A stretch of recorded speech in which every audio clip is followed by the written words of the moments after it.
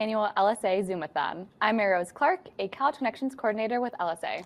And I'm Cam Turner, a fourth-year LSA student, double majoring in organizational psychology and sociology. We're your co-hosts for tonight's event, coming to you live from Weiser Hall. In honor of Giving Blueday, we're looking forward to showcasing some of the great work happening across U of M's largest college. Plus, we're making it easier than ever to support your favorite departments and programs. You'll just hold up your phone's camera to any of the QR codes like this one, and it'll appear on the screen throughout the Zoom-a-Thon. No need to take a picture. You'll just tap the prompt that appears on your phone, and you'll be taken directly to the Giving Blueday page for the featured fun. Give it a try now. We weren't able to feature all of our LSA departments and programs tonight, so feel free to visit givingblueday.org to see all the funds you can support across the college. We've got even more exciting news for you, but for now, let's get things started with a word from 3 LSA scholarship recipients on the difference that financial assistance has made to their pursuit of higher education. Check them out.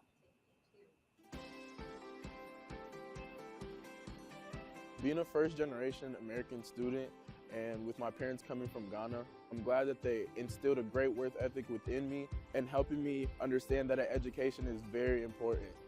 I received the LSA scholarship. Without this scholarship, I would not be able to attend the University of Michigan. The financial support that it provides ensures that I'll be able to come to this school without any financial difficulties.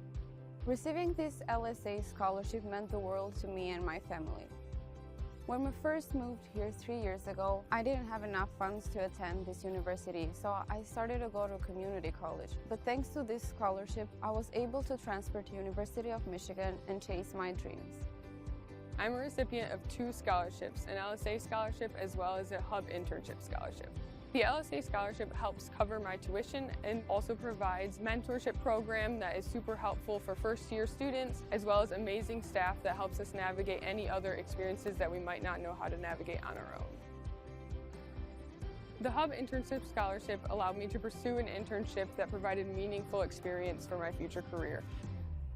I know with this internship experience, I'll be so much more prepared when I graduate from the University of Michigan. I love LSA because of the wide range of opportunities it provides. Through the diverse set of courses that I take, I'm sure that I'll be a well-rounded student coming out of this university. I love LSA because there's a place for everyone. I was able to find my community and my people, even in this school that's on the other side of the world from where I grew up. I love LSA because it provides us with opportunities to take classes outside of our major, outside of our interest area, to just explore other interests that we maybe didn't know we had before. On Giving Blueday, support what you love about LSA.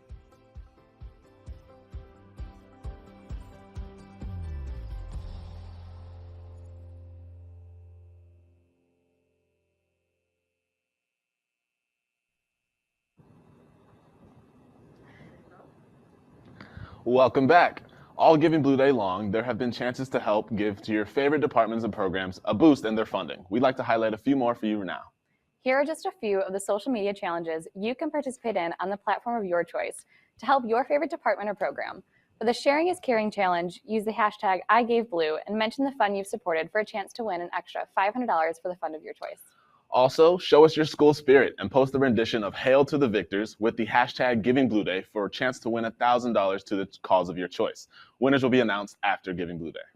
Next up, we'll take a look at a day in the life of some students of the Global Scholars Program, also known as GSP.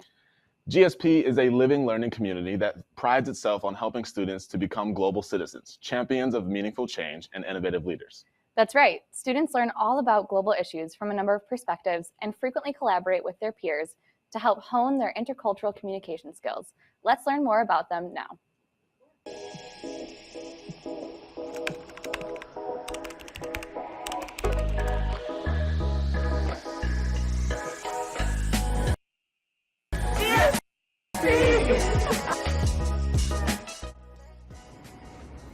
Hi, I'm Liza. I'm getting my day started with breakfast at the North Quad Dining Hall, which is just across the courtyard from home. Hey, I'm Hugo and this is Junior. We are in the GSP lounge and we are sending out candies and cards for Valentine's Day. Hello. Hello, welcome to ALA 211. Thank you. I'm always excited to come here. Yeah, it's time for check-in. Hey. Hey everyone, I'm about to go into a weekly GSP event, Chai Chatter, where we drink Nita's famous masala chai, do crafts, and just get to talk as a community. So let's head on in. Hi everyone! Hi! To a dialogue on linguistic diversity. Hi everyone, we are third year students in the Global Scholars Program. And we are getting ready to watch a movie for Black History Month.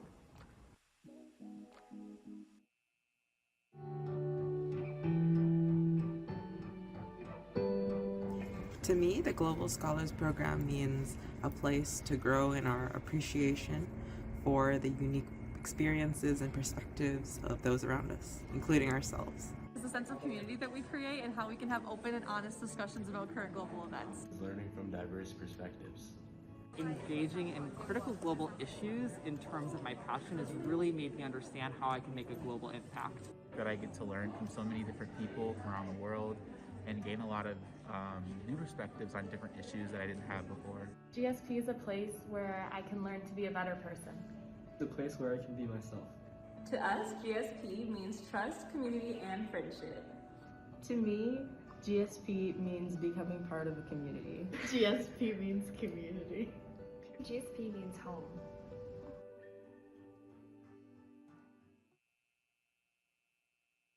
And we're back. Remember those phones we told you to have handy? Well, good news. We've got an opportunity for you to win some great LSA swag.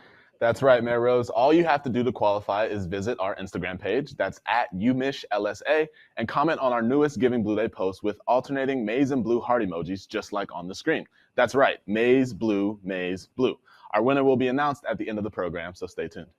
Up next, we've got a special segment courtesy of the Ecology and Evolutionary Biology Department, or EEB, and the Museum of Zoology. As you can see, we love acronyms here at LSA. These short clips that we've dubbed Speciminutes come from TikTok and YouTube account Odd Animal Specimens that's run by 2015 EEB and Museum Studies alumnus Charlie Engelman. A writer and producer who has hosted shows for National Geographic and Nat Geo and Disney Kids, Engelman says he creates these videos to encourage people to develop a deeper appreciation of animal diversity. He hopes they will inspire people to be curious about the natural world and driven to protect it. Each of the specimens you'll see throughout tonight's program come from the Research Museum Center in the Museum of Zoology. Engelman says that Natural History Collection is, without question, the greatest hidden gem at the University of Michigan, and that the collections are unbelievably enormous resource for students, researchers, and educators. Let's take a look at one of the specimens now. This is my favorite jar of bats.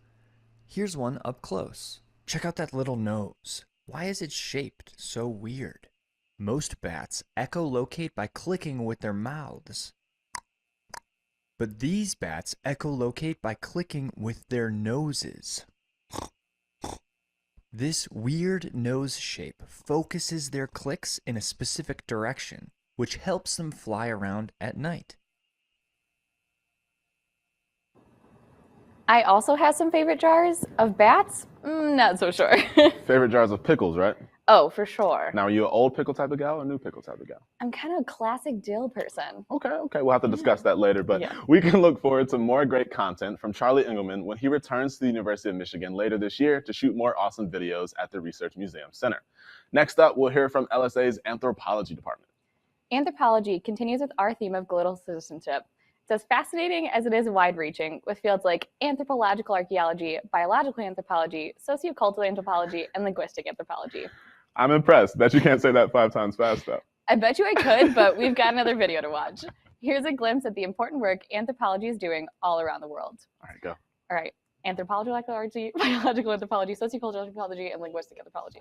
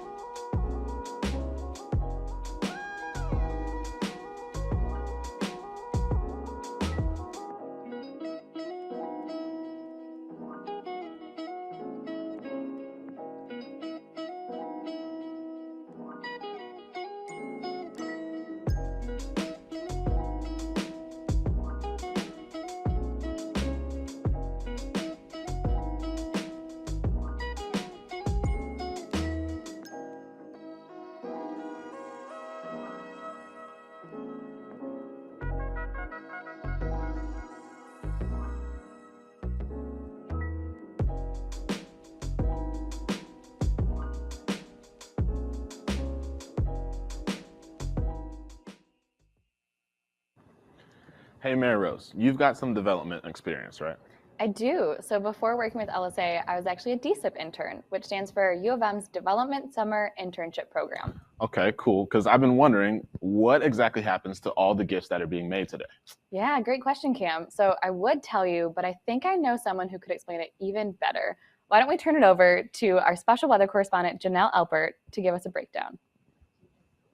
Thanks, Cam and Mary Rose. Let's get started by taking a look over here at the West Coast. We're seeing a donor support student from their hometown. It's looking like this gift will travel across the plains and up to Michigan. Let's take a closer look. Our 3-day forecast shows things are warming up. You can see today we've had gifts in the morning coming in throughout the night. A very busy 24 hours with lots of activity for Giving Blue Day. On Thursday morning, we are going to see these gifts making their way to the college. The LSA scholarship team will be taking a look at students' financial need, area of study, geographic region, and merit. Then by the end of the day, they will connect the scholarships directly with students. Finally, heading into Friday, our students are able to use their scholarship support to change their trajectory on campus. Scholarships alleviate the heavy burdens of loans and support enriching experiences in and out of the classroom. Next week, forecast shows donors will have the opportunity to meet directly with students and learn about their time on campus. Let's change over to our Doppler radar and take a closer look at the department and program support coming today on Giving Blue Day. As you can see here, we have donors on the west side of the state interested in supporting departments and programs like the Earth and Environmental Science, the African Studies Center, and the Opportunity Hub.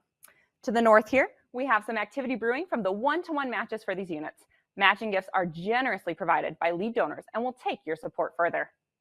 You'll notice an influx of gifts here in these dark kind of red patches. They're really taking advantage of the momentum. And this just in, I'm hearing from our team on the ground that when the gifts reach Ann Arbor, our departments and programs will be able to fund research and enrich the intellectual community across the college. Over the course of the day, we have seen an influx of Wolverines logging into givingblueday.org and supporting really what matters the most to them. That's all the updates I have for you today. I'm headed out to go storm chasing for more gifts. The heart of the storm is headed right for Ann Arbor. Get inside, stay away from the windows, find your computer, and get ready to give. Reporting live from Ann Arbor, Michigan, Janelle Alpert, LSA News. Thanks for the forecast, Janelle. Glad to see there's some fair weather on the horizon for our students. Pun not intended? Oh no, pun very intended. I also heard that last year's Zoom-a-Thon was pretty punny too, you know. But maybe before we get into full dad jokes, we should move on. You're probably right. Wait, this means that it's time for another specimen. This one's quick, so don't blink. Gold! This is a Goliath frog, the largest frog in the entire world. Why? Because it's larger than all other frogs. Behold, and just like that, we're back. Told you not to blink. Man, that frog was huge. So Cam, do you think that you'll stay connected to LSA after you graduate? Absolutely. I've been having so much fun here and I've learned so much. I'm guessing that you've got the scoop as an alum though. I do, yeah. So as a College Connections coordinator, I talk to alumni all of the time about their experiences and opinions on the college. Plus, we get to work with the Young Alumni Council. What's that? So we have chapters of LSA alums all across the country, so it's possible to stay in touch with the college and your fellow Wolverines wherever you go after graduation. I'm a member of the Southeast Michigan YAC myself.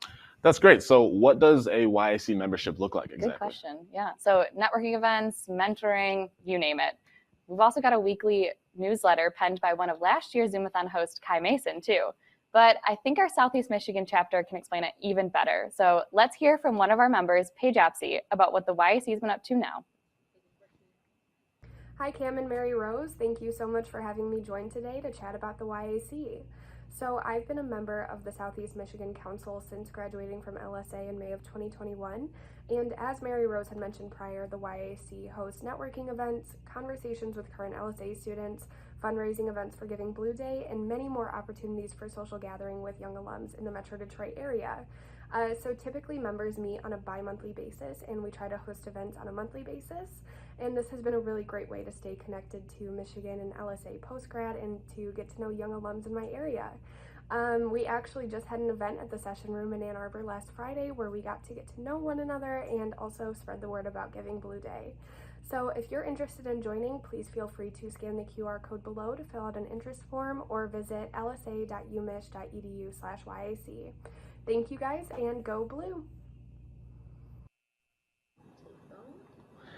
Thanks so much, Paige, for sharing your thoughts on YAC. I'll definitely have to be signing up when I graduate. And I'll know if you do or not. Next up, we'll be taking a look at the department with some of the coolest gadgets, physics.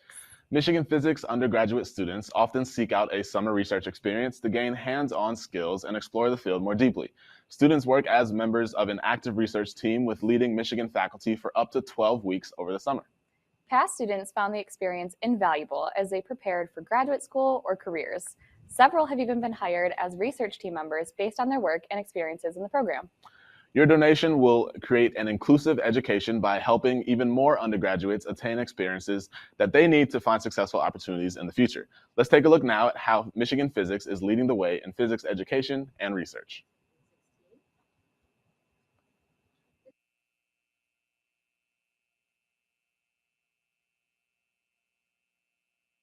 Our first demonstration allows you to come as close as possible to seeing sound. The Chladni plates demonstrate two-dimensional standing wave patterns. When a plate is vibrated at a resonant frequency, the nodes take on 2D shapes characteristic of the shape of the plate. The nodes are stationary while the rest of the plate is vibrating. Using sugar, we are able to see it settle into the nodes and clearly define the nodal pattern. For a square plate, many symmetries are preserved, but boundary conditions play a larger role at high frequencies, producing more intricate nodal patterns. We can also take a look at a plate in the shape of a guitar or violin body. It is clear that the nodal patterns produced by this shape are very different than those imaged for the square plate.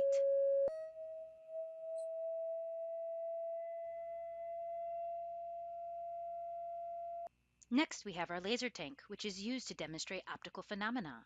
Light is invisible, so we have filled the tank with water droplets to scatter the incoming laser light, allowing us to see the path it takes. First, we show a converging lens, which takes parallel light and focuses it to a single point as seen downstream from the lens in this tank. When a prism is placed in front of a parallel light beam, we are able to see the direction of the beam changes as a result of traveling through the prism. At a special angle, you are able to see total internal reflection, where the light reflects off the surface and is directed back towards the source. In this view, you can see as I rotate the prism back through what is known as the critical angle, the beams are able to escape out the side of the prism once again. We are also able to show you what happens when multiple optical instruments are used to manipulate the incoming light, just like what happens when you observe objects through a telescope or a microscope. A great way to demonstrate Newton's third law, for every action there's an equal and opposite reaction, we love to use our cannon. As the ball propels forward, the cannon rolls backwards in response to the force applied by the explosion inside the cannon. It is always a hit. We have already seen that lasers are great for imaging geometric optics. However, they are also great for burning things too. Here we have a 1-watt violet laser that we can use to light a Post-it note on fire. In order to burn paper, it must reach a minimum of 480 degrees Fahrenheit to ignite. As you can see, we have easily lit this paper ablaze. It is also great for popping balloons, as seen here with this red one I placed inside the laser chamber. 3, 2, 1. But lasers are not good at burning everything. Take a look at this clear balloon. It has survived being struck by the laser. What do you think will happen if I place a red balloon inside of a clear balloon? Well, let's see. 3, 2, 1. Wow! The laser was able to enter the clear balloon, pop the red one, and leave the clear one intact. And always a fan favorite, the Tesla coil. A Tesla coil is a type of resonant transformer circuit invented by Nikola Tesla in 1891. It is used to produce high voltage, low current, high frequency AC power that radiates from its source and is picked up by an antenna. In order for sparks to form, the voltage must reach a level of 30,000 volts per centimeter.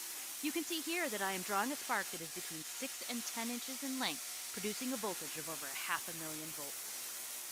To show that the energy is being radiated from the Tesla coil, I have a fluorescent light bulb that is able to glow bright even though it is not connected to any power source, as if I had my very own lightsaber.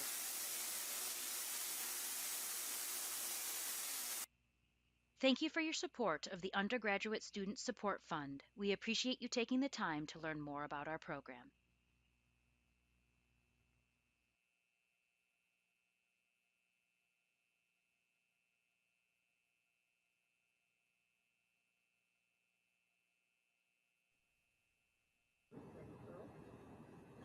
Mayor Rose, I think I learned a thing or two from that one. Like with the laser experiment, did you wonder why the red balloon popped and the clear balloon didn't? So from what I can tell, objects reflect the color we see. The red balloon is a very different color from the lasers. It absorbs all the energy needed to pop. The clear balloon doesn't absorb anything, so the laser can pass right through it. Right, so since the laser can pass through the clear balloon and strike the red balloon then pops, leaving the clear balloon intact. And if you're like me and want to see these experiments again, head on over to lsa.umich.edu/physics for a replay. Next up, we're pivoting from science to the arts with the Lloyd Scholars for Writing and Arts program, also known as LSA. LSA is another one of the great programs on campus fostering a sense of creativity and camaraderie. It's also one of LSA's living learning communities, with clubs, visiting writers, workshops, and more. It all sounds like a lot of fun. Let's take a look at what they've been up to. Welcome to Lloyd Scholars for Writing and the Arts, better known as LSA, a Michigan learning community where you can be creative, whatever your major. This is Zine Club, short for magazine. Zines are small books that are usually handmade and self-published. They can contain writing, art, both, or anything else you can think of. This year in Zine Club, our members have worked on independent projects that they've designed themselves, and we've also made collaborative zines, like the one you're seeing now. Hi, my name is Gavin, and I'm here with LSA Creative Writing Club. I'm going to read a part of a chapter from an as of now untitled high fantasy novel that I'm writing. But yeah, so it's kind of like a spooky night vibe, so here we go. There was no signpost at the crossroads. Cass looked with dismay to the north and to the south, groaned, stamped, and plopped himself down on a tree stump. It struck him that the tree that was felled to make this stump might have taken down the signpost as it was cut. It was certainly wide enough. The sun was setting seemingly quicker than it had been before.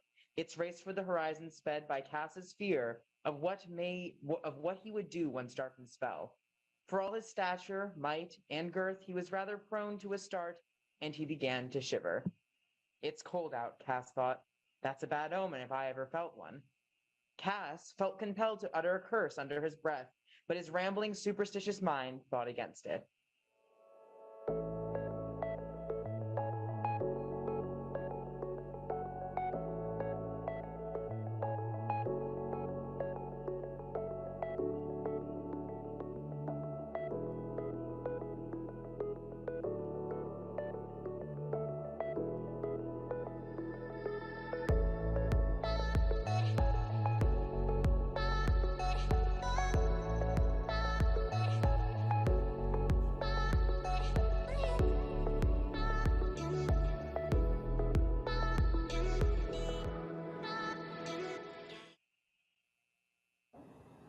So as you can see, we've got tons of creative, artsy, and craftsy students here on campus, and you've done some crafts yourself, right?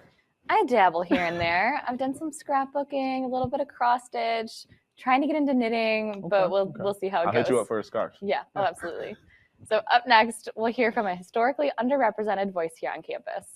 And I actually don't think that we've ever heard from them before. Now that I think about it, I don't think I ever meant to ask. You're not the only one. It doesn't help that they're, well, pretty quiet. But now's our chance. So let's hear from one of the more understated and iconic Wolverines out there. Well, it's winter again. It is cold, and I am cold. I wish it would dull my senses, but it does not. I feel everything. In the stillness, I know the full weight of my rigid form. It has been 45 days since I was last spun. Sometimes, I try to spin myself.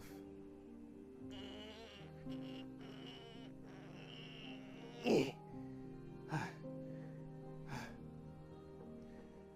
doesn't work out well. I watch my steel brethren gallivanting around town and wonder, why me? What cosmic joke led to my solidification in this stagnant state? The plane, the train, the automobile, they have purpose, but what is mine? I'm reminded of the frivolous nature of existence. Am I to be bound to this eternal merry-go-round while the world around me roams free? The punishing winter winds chill my soul. Oh. Wait. This might be it. Oh man, okay. Easy and over. Deep breaths. 360 degrees, here I come. Hey, Liz. Oh, come on. The students, they toy with me.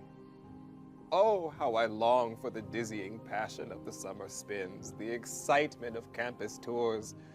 They love me when the sun is out. For a moment as I spin, I am free while the world stays still. But as I slow, the world resumes its motion and I am again static and alone. The students are my life force. I hear them talk about the passports they receive from the LSA Passport Scholarship Fund. If I could turn green, it would be with envy. At least the students who travel abroad are kind enough to give me a spin upon their return. Oh, the vicarious thrills of a recent Globetrotter's touch. The energy of their travels wash over me, and I am again in motion. I am alive. Ann Arbor's not so bad, though. I just wish I could see something new. I mean, I've been here since 1968. That's like a long time.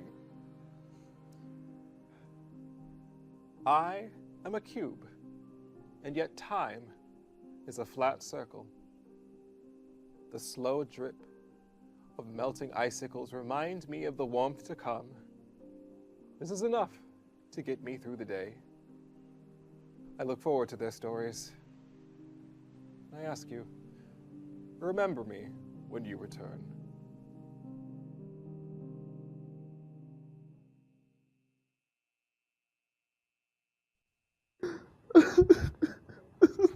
Stop.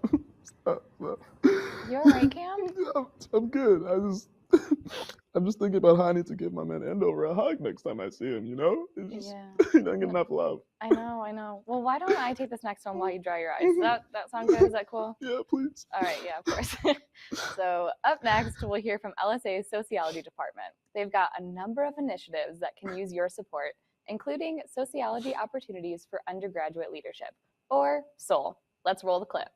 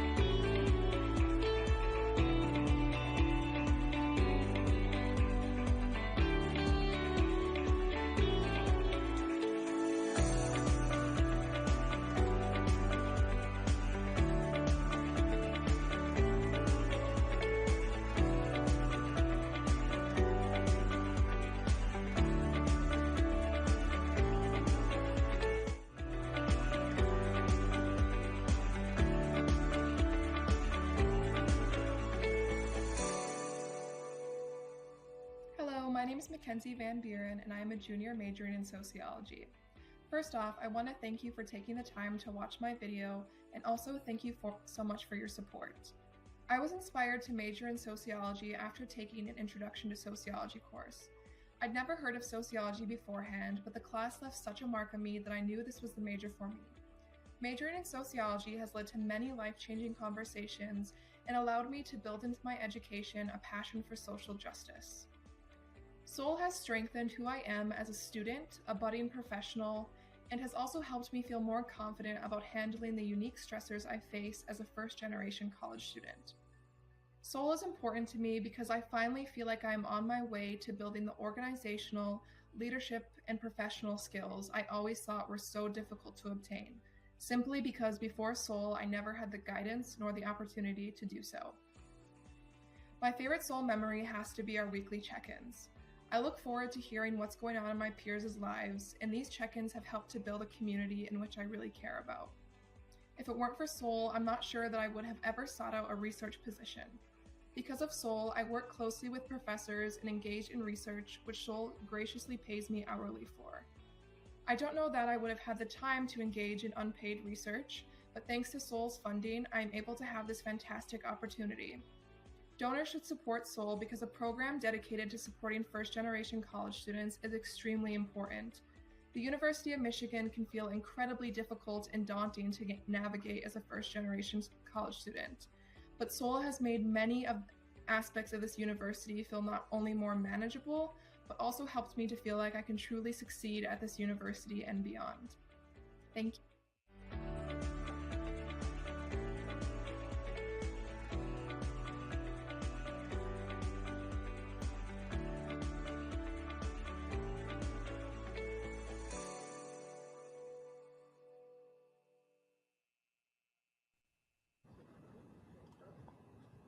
And we're back. Feeling better, Cam? I'm good. I think I can take the next one. Okay, only if you want to, though. Take your time, bud. I got it. But first, a quick reminder to comment on our most recent Instagram post. That's at LSA with alternating maize and blue heart emojis for your chance to win some sweet LSA swag. We'll be announcing the winner very soon. Cam, I think it's time for another specimen. Already? What are we learning about this time? How about the platypus? They're really one of the most unique animals on the planet. Where's Perry? The weirdest platypus trait that you've never heard of. Look here, check out this platypus's back ankle. Look really closely. Do you see that spike? That's a venom spur. Male platypuses have venomous spikes on their back ankles that they use to inject venom during ferocious platypus attacks. So my flaw is that even though I just learned that ferocious platypus attacks happen and exist, I still really want to pet one. Yeah, you have fun with that. Next up, we will get a message coming all the way from the West Coast. UROP peer facilitator Maddie Paxson took some time to record this video while attending the Society for Personality and Social Psychology Conference in San Francisco, California. As part of UROP, the Undergraduate Research Opportunity Program, Maddie participated in laboratory research that opened up professional and academic doors. Let's tune in now to learn more. Maddie Paxson, I'm here at SPSP 2022, and I'm going to be talking to you a little bit about UROP and all the awesome things that they do for students. So me being here right now would not be possible without UROP. They gave me my first research experience at the University of Michigan, working with the Personality Relationships and Hormones Lab with the woman who's now the mentor for my honors thesis, 3 years later. And the opportunity to build connections within that lab and gain agency as well as a young researcher was really highly motivating to pursue other opportunities like an honors thesis and like coming to conferences like this.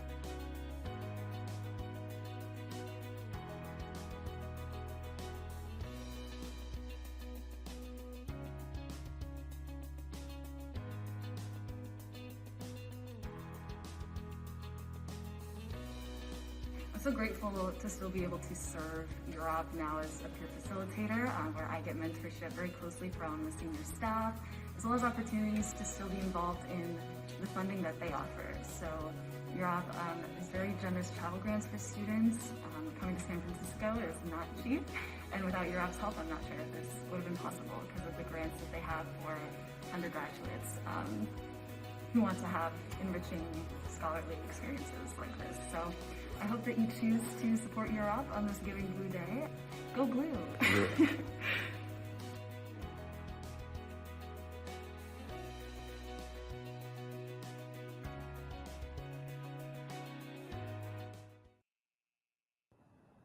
Welcome back. Mayor Rose, it's been so great seeing all the passion that people have for LSA today, even after graduation. And on a day like today that's all about giving, I'm feeling pretty grateful myself, but I'm curious if other students feel the same way.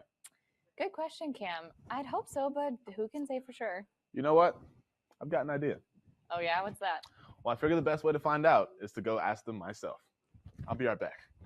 Where are you going? I'll be right back. All right, y'all, made it on the campus. We're gonna talk to students today about what they're thankful for here on this Giving Blue Day. Here we go. Answer a question for a lollipop. So, wait, you don't get it yet. You gotta answer the question first. So, do you know what Giving Blue Day is? No, I do not. Tell me, what are you grateful for? I'm grateful for family, my friends, all the connections I made up here. For being able to text my friends and like have a 5 minutes notice and then be able to hammer them the day.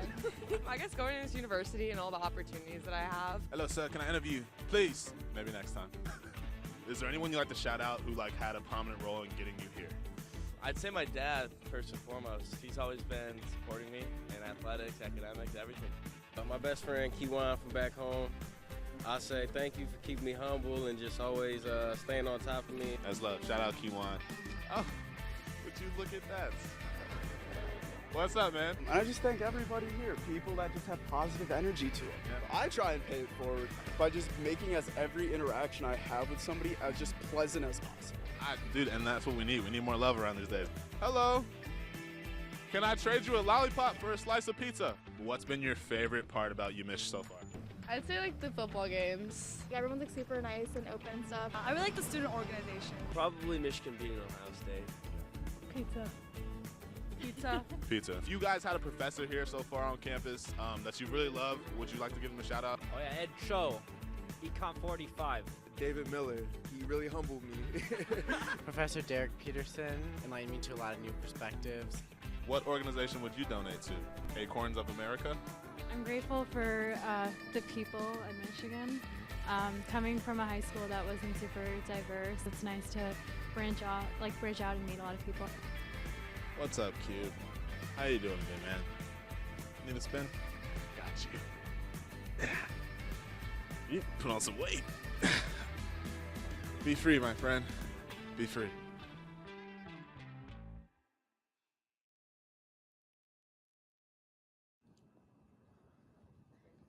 Cam, I'm on my are you way gonna come back? It got kind of hot out there, so I'm just gonna make my way on back here.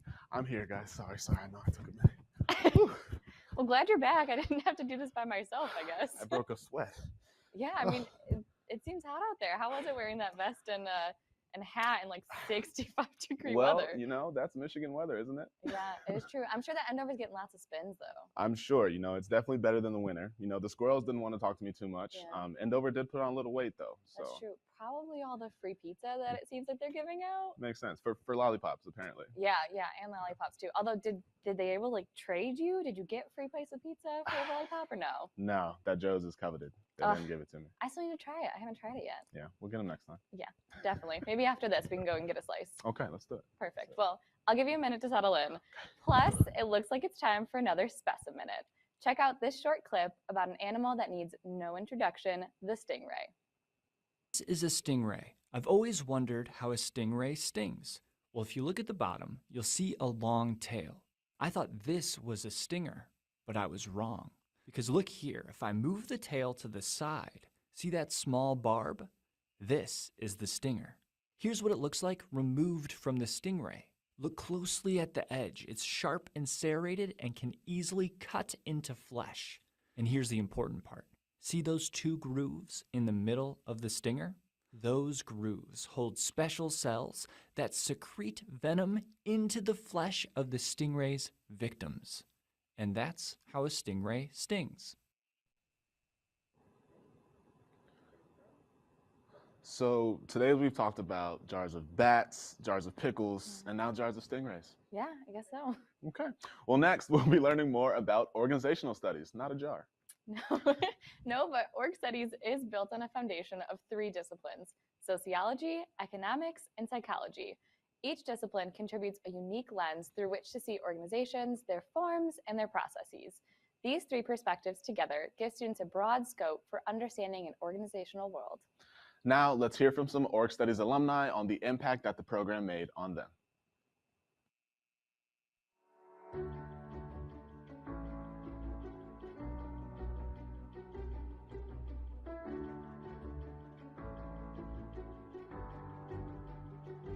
When I think back on what made my experience as an OS student so meaningful and so valuable, I think a lot about the community of students that the OS program brought together, including in the social events, the meet and greets that we would have outside the classroom, but I'd argue even specifically in the classroom.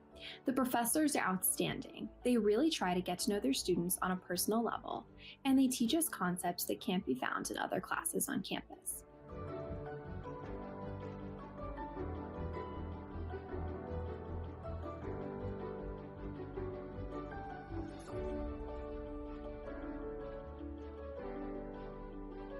The learning, the knowledge, the exposure that I obtained through this program was invaluable, and it changed the way I thought about organizations, from how organizations succeed and fail, from the macro perspective of what motivates people, all the way to the macro perspective around bureaucracy and politics. What I loved about organizational studies is how much I've really learned because of having to chart my own path. And I just remember one awesome team that I was part of early in my time in the program. And we had a great team. We were all so diverse in the way that we thought and our experiences. And we had this blank slate to just answer a broad question.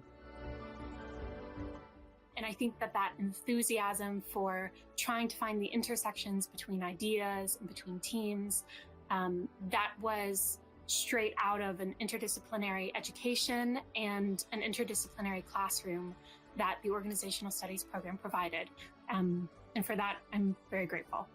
Being a part of the organizational studies program has been one of the most transformative and meaningful parts of my educational experience in Michigan. So I am a huge advocate of OS and forever grateful and blessed to have had the opportunity. I take the lessons and learnings and excitement with me to this day. Go Blue.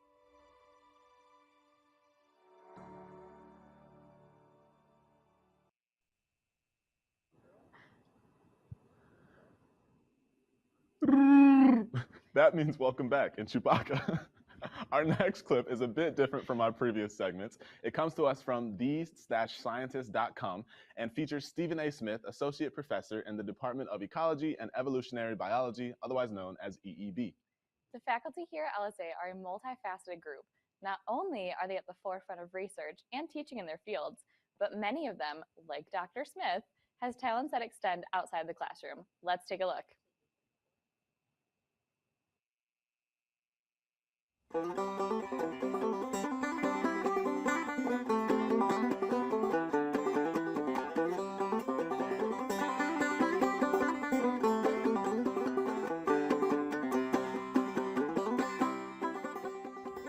I come from a musical family. My dad's side of the family has always played music. My grandfather played banjo.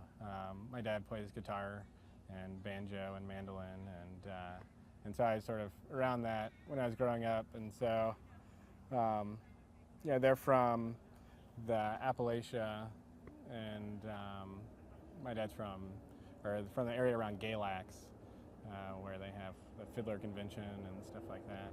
And yeah, so I have musical background.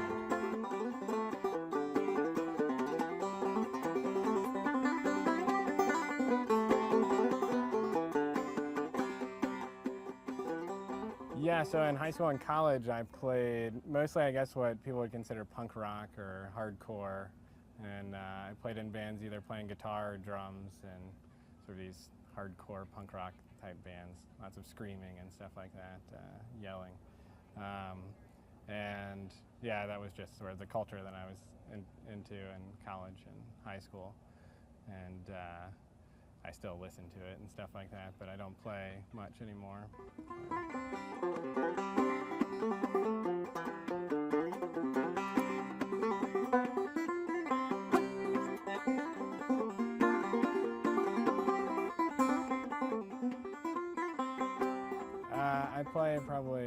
I play every day for an hour or two, probably. Yeah, it's, but it doesn't mean I don't make it overly academic like I would expect from my career choice, because, you know, I go on Library of Congress and look and see what music they have that's, you know, been recorded in field recordings and try to learn some of those songs and stuff like that. So it doesn't mean I don't still do research on it or something like that, but I managed to get in a few hours of playing every day.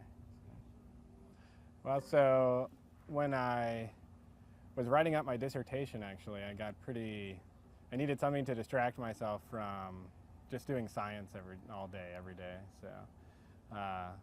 So I decided I'd go back and try something completely different. And I'd been playing the guitar, but I wanted something that required me to learn something new. So I decided to pick up the banjo, and I always had interest in that style of music because of my family, but never really picked it up in any serious way. So I decided I'd just start trying to learn it, and it was a nice way to, when I got home and had my 1 or 2 hours of relaxation, I could have something that would take my mind off of science and take my mind off of my research.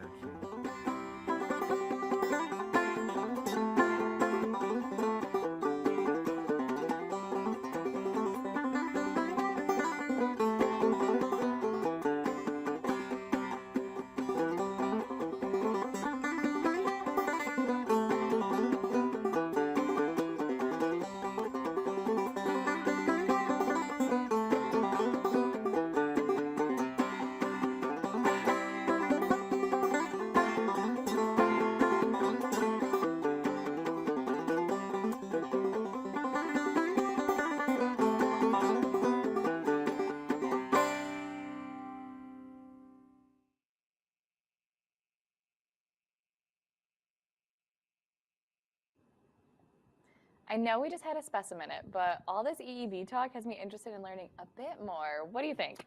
You know what? I think we can fit one more in. We're getting to the end of the show after all, so why not a quick lesson? Let's learn about the Sicilian. Is a Sicilian. Take a close look at its face. See those teeth? It's pretty much a giant worm with a huge set of fangs. In one species of Sicilian, a mother will give birth to a bunch of babies. Those babies will immediately start eating their mother's flesh for nutrients. So a Sicilian is kind of like a giant fanged worm that gives birth to cannibalistic worm babies.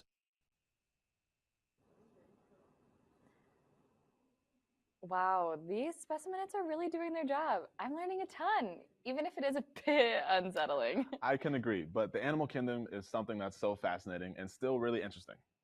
Speaking of learning, Museum of Natural History staff are super excited to have reopened the museum to the public Wednesdays through Sundays and are looking forward to expanding hours and programming over the next coming months. That's right. Located in the state-of-the-art Biological Sciences building, the museum gives visitors unprecedented access to U of M's world-class research. The museum has hired a new cohort of student docents to help the museum ramp up programming and schedule fun, educational, and free events that U of M and surrounding communities have looked forward to throughout the years. And the museum couldn't operate without those student docents. They greet visitors, provide field trip tours, programmings and visiting school children, summer camp opportunities for area families, and awe-inspiring planetarium shows for school groups and public audiences. We have a short video to illustrate one way that student docents can help K-12 museum education programs. Here's a clip about the museum's newest dinosaur, the Majungasaurus.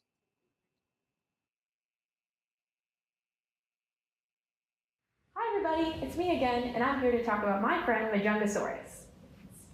Majungasaurus lived on the island of Madagascar during the Cretaceous period. Because of its island habitat, Majungasaurus had to adapt to its very specific environment, and it also had limited resources. Majungasaurus was only about 8 feet tall, considerably smaller than other predator dinosaurs from the same time period, like Allosaurus and T-Rex. Now, why do you think Majungasaurus wasn't as large as other dinosaurs? Paleontologists tell us that it didn't have to be so large. There was only one other dinosaur on the island for Majungasaurus to hunt, and its name was Rapatosaurus. Rapatosaurus was a sauropod, one of those big, long-necked dinosaurs like Brachiosaurus. But the only difference was, Brachiosaurus was much bigger than Rapatosaurus. Brachiosaurus was about 40 feet tall, whereas Rapatosaurus was only about 15. So Majungasaurus wouldn't have had to be super large to be able to hunt Rapatosaurus. Now that we know what Majungasaurus hunted, let's talk about how it hunted. Most predators at the time would bite onto their prey repeatedly until it died. But Majungasaurus would bite onto its prey and hold on. This meant that it had to have a very powerful bite. Now, do you notice anything weird about our friend Majungasaurus? What about his arms? They look pretty small and useless, right? Well, paleontologists tell us they probably were useless. Now you may be wondering, what does a powerful bite have to do with having small arms? Let me tell you. So the muscles for your arms and the muscles for your neck attach in the same spot, right about here. So if you have really strong, powerful arms, you can't have a very strong, powerful neck. And if you have a very strong, powerful neck, you can't have strong, powerful arms. There's just not enough room for all the muscle to attach. So because Majungasaurus had a strong, powerful neck, it had tiny little arms that just didn't really work. And having a strong neck is what allowed Majungasaurus to have such a powerful bite, and that's what allowed them to bite onto their prey and hold on. This was called the bite and hold method. Well, that's all I have for you, so thanks for letting me teach you about my friend Majungasaurus.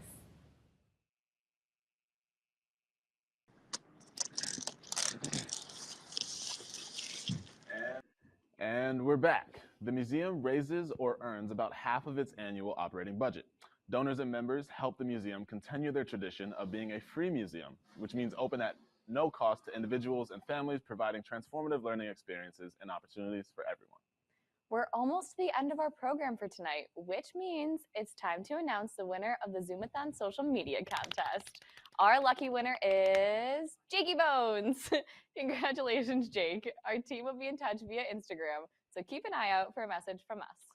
And finally, we've got a surprise clip for some of our viewers. Our final clip of the night comes from a very special guest. Please enjoy a word and a quick lesson from LSA Dean Ann Curzan. Hi, everyone. I'm Ann Curzan, Dean of the College of Literature, Science, and the Arts.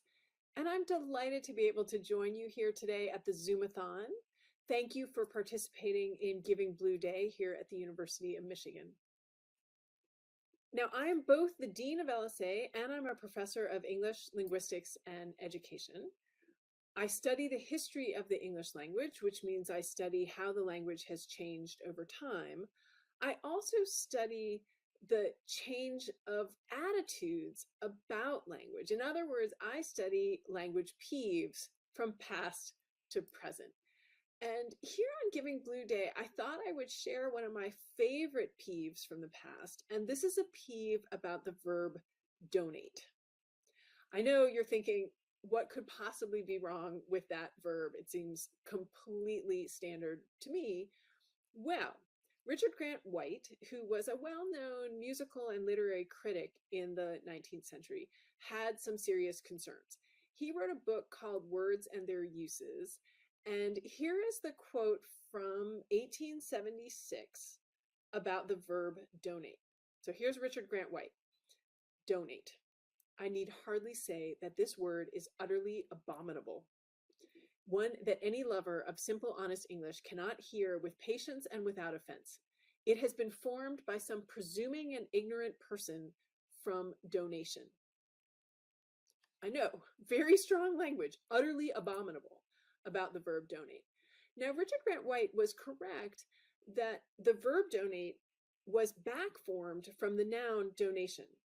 Back-formation is the term that linguists would use, and this is far from the first time that this has happened in the history of English. For example, we had editors, and then we back-formed edit because that's what editors do.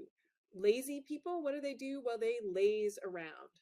That's a back-formation. If you go way back in the history of English, we borrowed the noun beggar and then back-formed the verb beg. So here's another back-formation, donate, which Richard Grant White really didn't like at the end of the 19th century because it was new. But of course now seems completely normal to us. And I think about this when I hear people worrying about a change in the language now. For example, the word impactful, which is a relatively new adjective, which actually I myself thought, ooh, does the language really have to change that way? But I have gotten over it because I have, of course, determined that there's nothing wrong with it other than my initial reaction to its newness, and it is very useful. So let me at this moment thank you for your impactful giving here on Giving Blueday. We really appreciate you joining us. While that is the end of our scheduled programming, Giving Blueday runs until midnight, and there are many more opportunities to donate. Wait, did you say donate? No, well, yeah, but it's okay. We're not going to let Richard from 1876 tell us what to think. That's Thanks, fair. Dean Curzan. Let's go ahead and throw that QR code back on up. If you want to browse all the exceptional funds being supported by Giving Blueday across the college, visit givingblueday.org or scan the QR code on the screen. Your support makes all of the great work we've showcased so far today possible. Thank you for tuning in. And go Blue. See you next year. Hey, Mom. Let's go. We're done. Yeah. Nice job. Great work. Hey.